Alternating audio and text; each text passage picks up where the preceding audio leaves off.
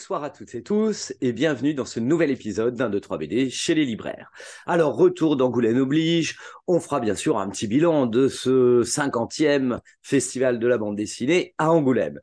Mais je vous propose pour en parler qu'on retrouve Jérôme Briot de La Planète Dessin et qui va bien sûr nous présenter 3 coups de cœur. Et il a une petite annonce à nous faire aussi, un petit truc assez génial. Allez, on retrouve Jérôme, c'est parti. Salut Jérôme. Salut Christophe. Bon, ça y est, de retour d'Angoulême. Pas trop dur cette reprise? Je suis rentré vendredi soir, moi, donc oui, rentrer, c'est toujours très éprouvant à Angoulême. On marche beaucoup, on visite plein de choses, on rencontre plein de choses, on fait des Mhm. soirées qui terminent à pas d'heure, on se lève très tôt le matin. Enfin voilà, c'est épuisant mais génial. Ouais, tout à fait. Moi, je suis encore un peu fatigué parce que je suis rentré dimanche soir, mais je me remets doucement, doucement, doucement. Alors, ton bilan de cette 50e édition? Formidable. Les expos étaient nombreuses, même innombrables. Évidemment, sur place, on n'en voit pas la moitié, mais Mhm. j'ai vu quelques expos qui m'ont extrêmement plu. L'expo Junji Ito était à tomber par terre, notamment avec les cartons d'exposition qui étaient à mourir de rire. Ouais. Il y avait les images très effrayantes, plus les cartons très drôles, du genre c'est la jeune fille kawaii typique, à un détail près, elle est Mhm. morte. Voilà. Donc ça m'a beaucoup plu. Une expo Ikigami aussi au musée d'Angoulême, Mhm. et puis une expo Druillet incroyable, Phénoménal. fabuleuse, Mhm. euh, accompagnée, augmentée d'une projection en mode Atelier des Lumières, hein, les Parisiens Ouais. connaissent bien ça, dans une chapelle d'Angoulême, qui était un spectacle à tomber par terre aussi. Donc voilà, super, Ouais, c'était super édition. extraordinaire ça, hein. Mm. C'était formidable. Tiens, je vais en montrer un petit bout là pendant qu'on parle parce que c'est vrai que ce jeu de lumière, c'était quand même gigantesque, gigantesque. Non, Oui, vraiment une puis belle détourner édition et beaucoup de un monde, lieu j'ai de trouvé. culte pour célébrer Druillet, c'est très beau. Ouais, c'était très très beau. Beaucoup, beaucoup de monde, j'ai trouvé. Oui, oui, oui, c'était énormément de monde, donc un grand succès. Alors, il faut dire aussi que c'est le premier Angoulême renormal depuis Et oui, 2020.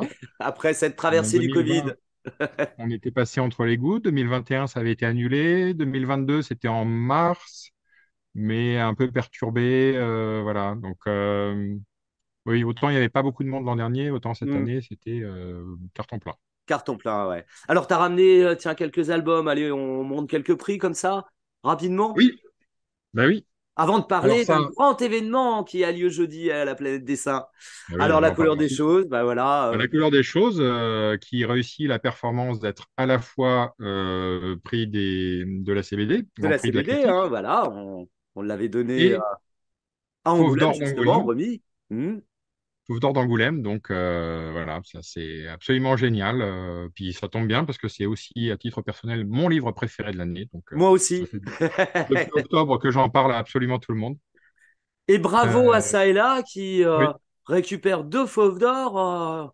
Bravo, hein, parce que l'an consécutivement, dernier, il y oui, avait eu oui. Marcello Cantalilla pour effectivement son album paru chez Saïla. Et là, Saïla est encore privé. Bravo à Serge. Oui, oui, oui, génial. Et puis surtout qu'en fait, il y a 4-5 ans, ils avaient tiré la sonnette d'alarme, ils étaient Mhm. au plus mal. Et puis Mhm. là, tout va beaucoup mieux Ah ouais, non, parce que extraordinaire. voilà, le public suit.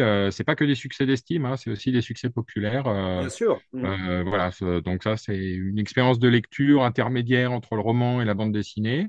Alors, ce livre fait un petit peu polémique chez les auteurs parce que certains qui défendent un dessin traditionnel, Mhm. etc., s'inquiètent de voir Des des ovnis planches pareils. voilà, pas dessinées de manière conventionnelle, mais Mhm. qu'ils se rassurent, hein, la bande dessinée, ça n'a jamais été univoque, donc là, c'est une chose différente.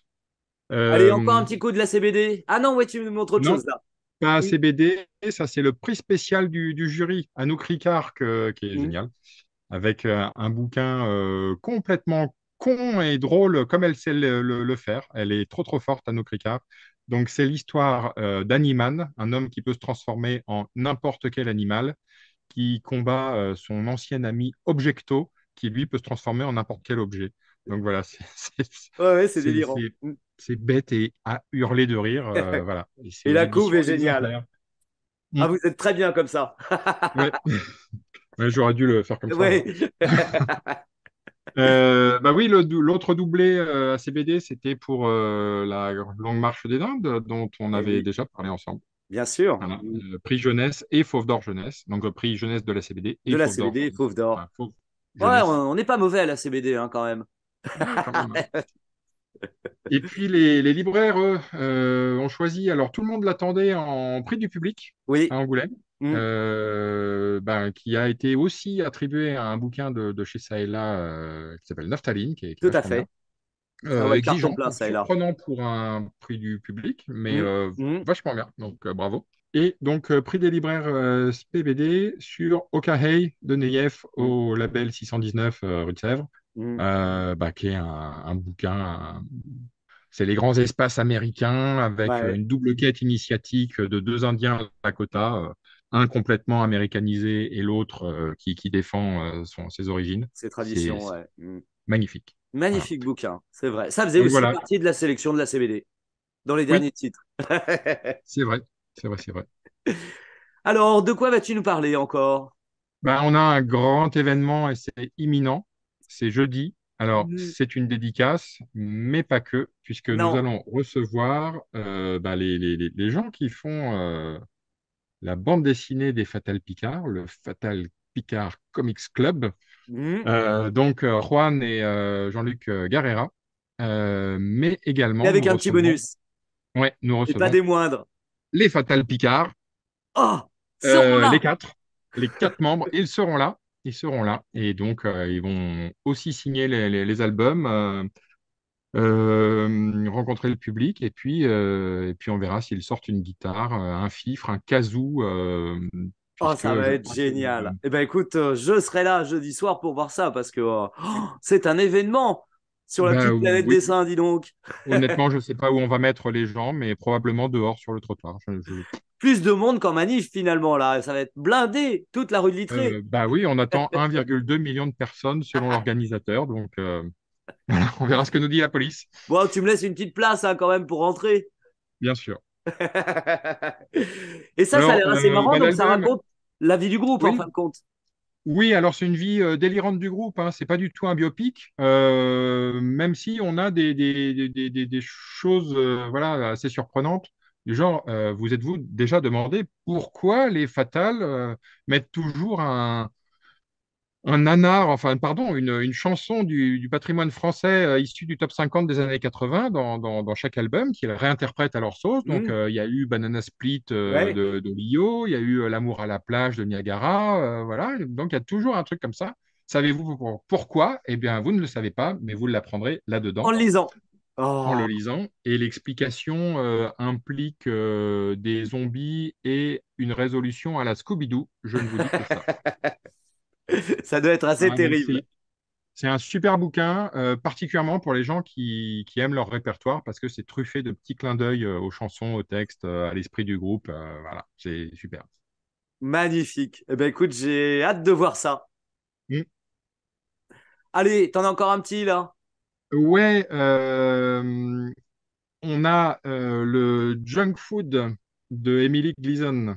Hmm, Alors, Emily Gleason avait été récompensée en 2019 pour Ted, Drôle de Coco, ouais. qui avait reçu le prix Révélation à Angoulême 2019.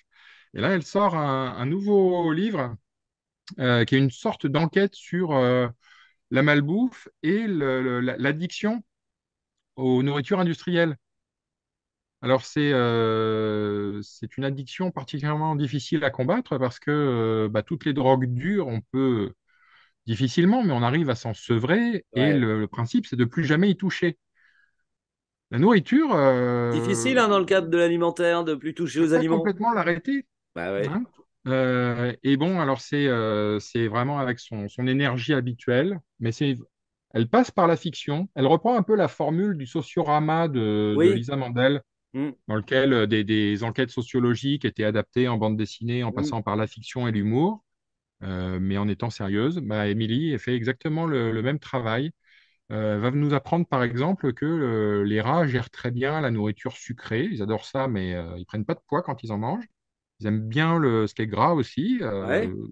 Ça existe dans la nature, donc ils savent gérer. En revanche, tout ce qui est à la fois gras et sucré, ils sont incapables de gérer et en 3 semaines, ils sont complètement accros, obèses, voilà, Ouais, ouais.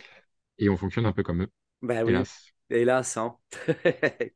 Hein, donc ce bouquin, alors très difficile à conseiller activement en librairie, donc le fait par écran interposé, Hmm. lisez-le tous parce que c'est génial, c'est super drôle, etc. Mais si je vais voir quelqu'un en lui disant prenez ça, vous allez adorer, la personne va me dire vous trouvez que j'ai un problème de surpoids ou Eh voilà. oui, tu risques d'être confronté à certaines remarques. Voilà, donc je Voilà. mets des coups de cœur Un actifs 2 3 BD là-dessus. sert à ça aussi. Mais oui, à signaler des bouquins géniaux et voilà, où vous ne trouverez pas de message personnel là-dedans, c'est juste que la BD est formidable. Très bien. Allez, le dernier. Et oui, un petit manga pour terminer. Alors lui aussi était à l'honneur à Angoulême. Et comment? Donc Junji Ito, Hmm, qu'on a l'habitude de voir dans un cadre horrifique, avec hmm. ses parutions, Spirale, Tomie, etc. Et puis là, bah, c'est un bouquin purement historique, une série qui sera une série courte, hein, Rasputin le Patriote. Alors, c'est pas du tout sur Rasputin, Et donc voilà, le ça titre parle est un pas peu du tout de trompeur. Rasputin, ouais. Hmm, Non, c'est l'histoire d'un diplomate japonais affecté en Russie, donc surnommé Rasputin, qui est accusé de corruption. Et c'est le combat entre ce diplomate qui clame son innocence et le procureur japonais. Ce qu'il faut savoir, cela dit, c'est qu'au Japon, à partir du moment où on est mis en examen, hmm. dans plus de 99% des cas, c'est On est presque condamné. automatique, Hmm, on finit condamné parce que hmm, le procureur, le système judiciaire japonais refuse de perdre la face en hmm, admettant avoir fait enquête sur quelqu'un qui n'est pas coupable. Donc on est un peu présumé coupable par le système judiciaire. C'est ce hmm. que cette série montre très très bien. Et voilà, c'est absolument passionnant. Je vous invite à découvrir ça. Bon, évidemment, les images sont magnifiques. C'est Junji Ito. Hmm. Et en plus, il y a un côté polar, thriller assez inhabituel. Et donc, ça peut toucher d'autres publics. Si vous n'êtes pas touché par l'horreur, testez ça quand même. C'est génial. Hmm. Tout en sachant qu'au Japon, la bande dessinée a finalement ou peut avoir des répercussions dans la vie sociale aussi. C'est déjà arrivé. Oui, oui, c'est arrivé notamment avec certains titres qui dénonçaient la corruption dans le milieu hospitalier. Voilà, je pensais à ce Euh, titre-là, effectivement, dont on avait voilà, parlé d'ailleurs ensemble. Hmm. oui, probablement. Et ici, bon, je ne suis pas sûr que ce livre change le système Ça judiciaire, fait mais c'est le système il judiciaire, peut mais pourquoi contribuer pas? à faire. Oui, voilà. Hmm. Donc, en tout cas, c'est bien que les auteurs, donc ça montre que le Japon est une grande démocratie, puisque on peut y parler de sujets comme ça. Très bien. Ben écoute, super. Et puis, je suis impatient de venir te voir jeudi pour rencontrer les Fatal Picard. Et de voir, bien sûr.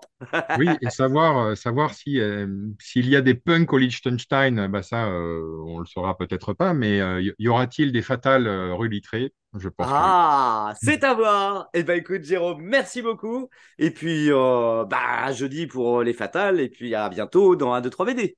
Mais venez tous. Salut, Jérôme. Salut, salut!